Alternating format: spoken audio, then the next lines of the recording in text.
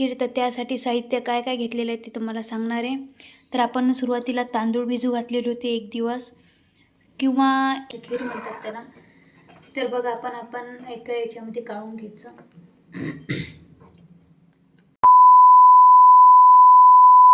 नमस्कार, राधिका रेसिपी चॅनलमध्ये तुमचं स्वागत आहे. तर आता बरेच दिवस झाले रोज कंटिन्यू व्हिडिओ पडत आहे, तर तुम्ही कंटिन्यू बघत आहात आणि असाच सपोर्ट मला द्या.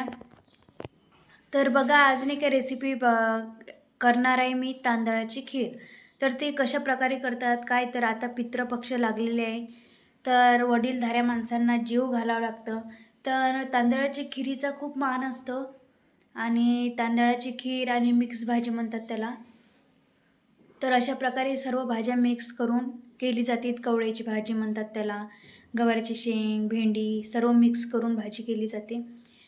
आणि खूप सारं करत असतात त्या दिवशी. आणि आता मी तुम्हाला दाखवणार आहे स्पेशली तांदळाची खीर कशी बनवतात. तर व्हिडिओ कंटिन्यू बघा. तर साहित्य दाखवते तुम्हाला काय काय घेतलेलं आहे. तर आपण आता बनवणार आहे तांदळाची खीर, तर त्यासाठी साहित्य काय काय घेतलेलं आहे ते तुम्हाला सांगणार आहे.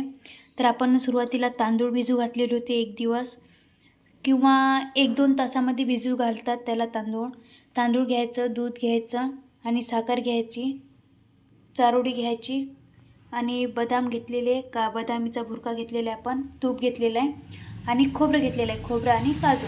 तर हे आपण आणि विलायची घेतलेली आहे. तर आपण एका मिक्सरमधून त्याला विलायची आणि काजू बदामला थोडं मिक्स करून घ्यायचं, म्हणजे काढून घ्यायचं त्याला.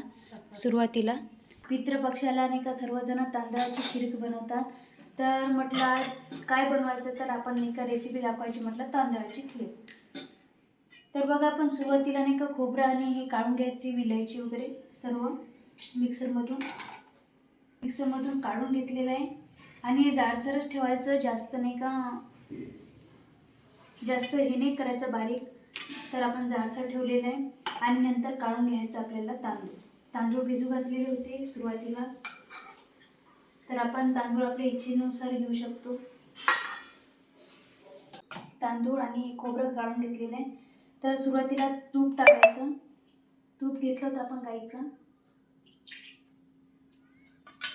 तर आपण तूप टाकून घेतलेलं आहे.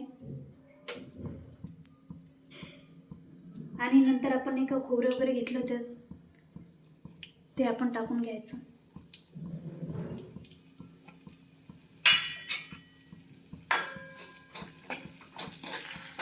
खोबरं व्यवस्थित होऊ द्यायचं लालसर.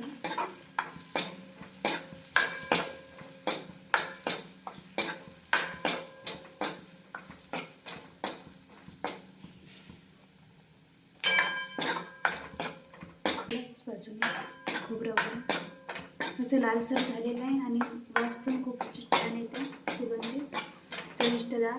आणि नंतर एक आपण तांदूळ घालायचे, नंतर दूध सोडायचं.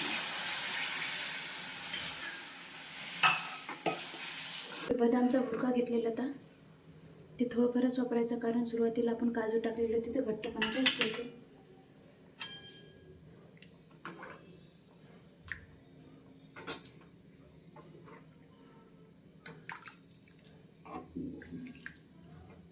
तर एक घट्ट व्हायचे. आणि नंतर टाकायची चारोळी.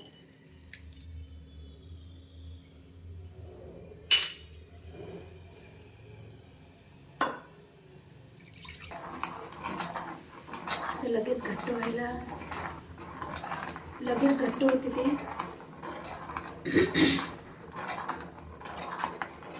साखर विरघळेपर्यंत आपण त्याला हलवत राहायचं. आणि बघा किती छान बनलेली तांदळाची खीर.